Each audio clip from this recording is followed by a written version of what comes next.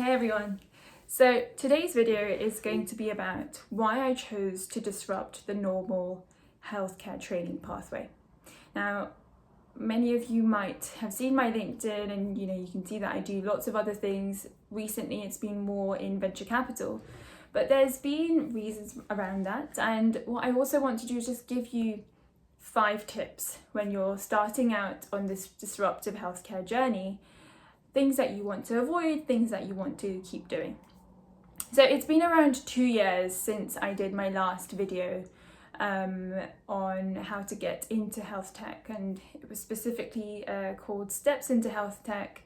Do not judge me, I was very nervous when I did that video, but I just wanted to get it out there because I was getting so many questions about how I actually started that journey off. So just as a summary, I have done quite a bit of work with startups. I've advised them, I've implemented their products into industry. When I say industry, I mean the NHS. So that's probably not industry, so let's just call it the NHS. And I've worked with venture capital, I've worked in academia, and yeah, I've done a lot of things. And if I am just to go back to when that initial video was published, so I was an academic foundation doctor at that point, and that was in critical care and anaesthetics. And I was super set on becoming an anaesthetist. But it was then when I had my A&E placement and I took a complete U-turn, and I'm actually an academic clinical fellow in primary care in general practice. And I can make a whole other video around why I chose to make that transition. But I am so happy that I did. And the reason behind that is because it allows me to be a generalist. And I didn't know that I was a generalist at the start, and that's probably why I was just kind of dabbling in lots of different things. But now that I know, and I know what I like and what I don't like, it's a game changer, because you can then put that energy that you have / had into other things.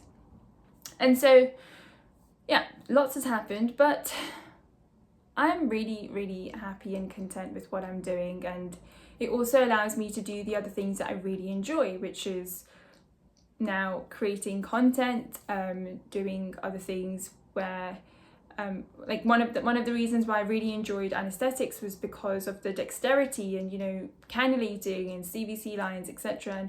But now I'm kind of putting that energy into other hobbies like cooking and art. Like I had this art book back in primary and high school, and I used to draw manga faces, and there's a specific focus on the eyes. But anyway, I digress. I am starting those hobbies again, and I'm really looking forward to it. But the crux of this video is to provide you with 5 tips on starting your disruptive healthcare journey.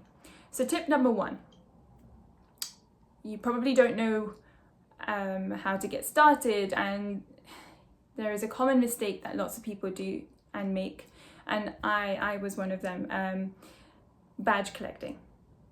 What does this mean? You go on and you do lots and lots of different topics, subjects, work, projects, and you put them onto your CV and you say, oh, I did this, and I have these many roles, and I'm working on 5 projects, and I'm really busy.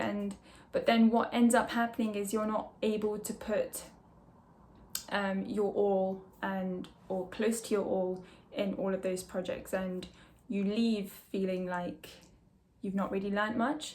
And what that then means is when you do speak to other people about, oh, I've done this, or you apply for a role, you're not able to talk about it properly. And so that then risks your reputation and your credibility, because say you have an interview with someone and they realize that, I know this person, or she's only badge collecting, she does lots of projects, but none of them actually, she's not really learned anything from it. And say if you then are applying for another job and someone really likes your CV because there's so many things that you've been doing, they're so cool, that employer might then contact somebody else because there might be mutuals, and the other person that might have interviewed you say, oh well, no, I don't actually think she knows a lot of the things that she says and claims that she's done, and it's, yeah, I would recommend against that, because it just slows your journey down so much more, and also it leaves you feeling very unfulfilled. And I speak from experience. You know, there were a few circumstances in my journey where I did a few things, wasn't really understanding a lot of it, and that was because I just didn't have enough time to actually put in my all to do the work. I have started to not even start. I've changed that now. I don't take on projects if I don't think I have time for it, and that goes well. That basically covers advice number 1 and 2. Advice 1: don't badge collect. 2: if you don't badge collect, it means that you have a lot of knowledge around the space and the projects that you enjoy and that you've worked on. What does this mean? So you then go on to a networking session. You know, you go to a conference or you go to a meet and greet, and you come across someone who says, oh, okay, so tell me a bit more about this work that you've done. You will then be able to talk about it passionately. And people love passion.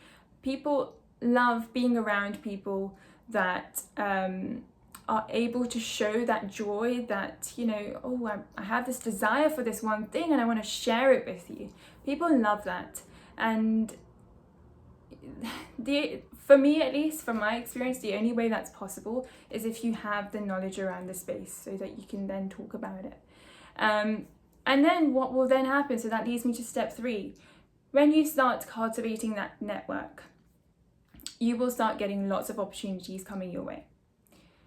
And this is where it starts getting slightly tricky. So you want to be slightly selective, but you want to make sure that you're dabbling in different things, but making sure it's balanced, making sure you're able to still put in the work. But at this stage, you want to work out what it is that you like and what you don't like. Both of them are equally as important, because it will help you see what your niche is, right? And that leads me on to number 4. Once you find your niche, hold on to it. Hold on to it tightly. Culture those skills. Culture the skills around your niche. Develop your network around your niche. And really build on your knowledge and keep building until, well, there's no until, because I personally believe that you know, life is a learning journey and you're continuously learning, and that's probably why I chose to become a doctor in the first place, because, you know, you are constantly learning. But again, I digress. Once you want to kind of create a space in industry, in healthcare, or whatever field that you are part of, a space where, you know, people go to you for a certain niche, you know, become that subject matter expert. And this is then when you can start, you know, advising startups and even being part of board of advisors, and even then getting to a stage where you can be a strategic investor, where you're providing value to a startup because of your niche, and, you know, you're investing either capital and your knowledge. And then once you're at that stage, that leads me on to number 5. And number 5 is probably the most important one for me. There's a saying in medicine, and it goes, see one, do one, teach one. Give back. Honestly, give back. Once you've gone through the whole process and, you know, you're at this point where you're loving what you're doing and you've had lots of learning opportunities, give back to those that are on a similar trajectory, or who are probably maybe a bit more junior, or don't really know exactly what to do and how to get to a certain position that you may be in. And I'm not saying that, I know giving back is going to give you joy and it's all about like the selfish side of things. It's really not. It's just about doing the right thing and bringing somebody else along with you. And the whole kind of networking side of things is around that. Yeah. So give back. And so, not to end it on a very kind of dull note, but that's exactly what I'm trying to do here. So one of the ways that I'm trying to be creative is by content creation. I have realized in the last 2 years that I absolutely love talking with people, and I love giving value, I love giving knowledge, I love understanding people. And so what I want to do is educate people around the venture capital industry. And a lot of you know I've already started posting quite a few things on LinkedIn. I've been interviewing founders, and I want to keep doing that. I'm not saying I'm an expert, but I have so many questions, and if I have those questions, I'm sure you will too. And so I think I am in a really good space where I can add value to yourselves. I can then interview founders and just really understand people more. So if you are a founder and you want to have a chat, you want a little bit of insight into research and healthcare, feel free to get in touch with me and come along on the journey with me, and let's have some fun. I'm wishing everyone a lovely Christmas next week, and I hope it's restful around lots and lots of food and family. Bye, take care.